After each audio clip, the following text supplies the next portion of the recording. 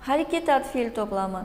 Hareket аты fiil toplamı bu öz içinde her türlü hareket, her türlü formadagi sözlerdi özünün içine байланыстырып басқарып hareket аты fiil toplamını түзеді екен. Бұл көбінесе у, макмек, ғанлық келе қосымталары арқалы жасалады. Мысалы, оның тез сөйлеуі, адамлардың сұрауына іркілмей жауап беруі, өз сөздерін қысқа һәм мәнілі етіп айтуы біздерге күтә ұнады. Баянлауыш ұнады, баслауыш тауымыз. Баслауыш ұнады. Не ұнаған? Кім ұнаған? Не ұнаған? Демек,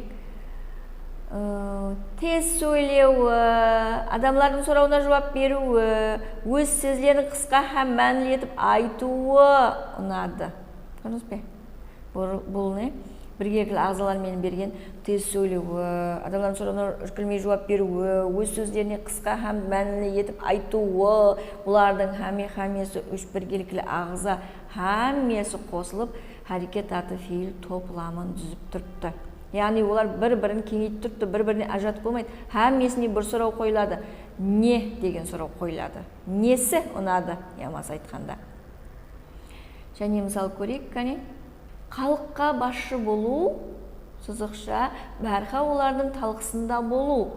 Бұл жерде де hareket аты fiilі тұртты. Бәрқа олардың талқысында болу дегеніміз баянлауыш, халыққа басшы болу дегеніміз баслауыш болып тұртты. Демек, бұл жерде hareket аты fiil toplamı hem баянлауыш болып тұртты, hem баслауыш болып тұртты. Хабарыңыз бар, сызықша менен беріледі. Екі жақта да атау сеплігінде тұрады. Атау сеплігінде тұрса, сызықшаның бір жағы баслауыш, бір жағы баянлауыш болып келеді. Бұл жерде hareket аты fiilінің hem баслауыш, hem баянлауыш болып келгенін көрдіңіз. Hem халыққа басшы болуға бір-бірінен айырып болмайды, бұл сөздерді басқа гәп ағзасына таллап болмайды. Хәмесі қосылып, сол hareket аты fiil топламын түзеді екен.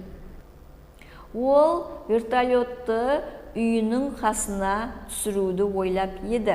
Баянлауыш, ойлап еді, үшінші бет бірлік санда тұртты. Баслаушын тауамыз кім? Ол. Ол нені ойлап еді? Нені? Тура толқылауыш болып тұртты. Нені ойлап еді? Вертолетті үйінің қасына түсіруді ойлап еді. Бұл жерде түсіруді енді габағызларына таллаған уақытта вертолетті үйінің қасына түсіруді деген бәрін бір топлам етіп аламыз. Енді өз алдына көрейік. Ол вертолетті ойлап еді. Басқа сөздермен келіспей қалды. Ол үйінің ойлап еді.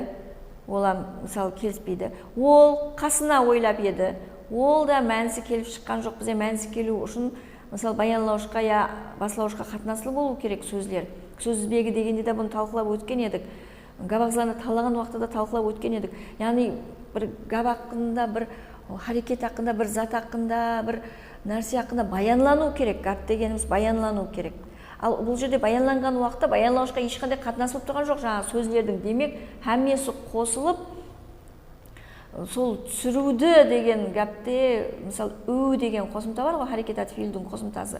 Хәмде hareket аты fiil ол аты, harекеттің аты деп өзінің атынан келіп тұрғандай, ол атты білдірген үшін, harекеттің атын атағаны үшін ол сөз түрлеуші қосымталарды қабыл етеді. Fiil болса да, бұл бетлік емес fiil, хәмде бұл harекеттің атын білдіріп тұрған үшін, әртүрлі қосымталарды, яғни атлықласқанлығы үшін, harекеттің атын білдіргені үшін әртүрлі сөз өзгертуші қосымталарды қабыл етеді.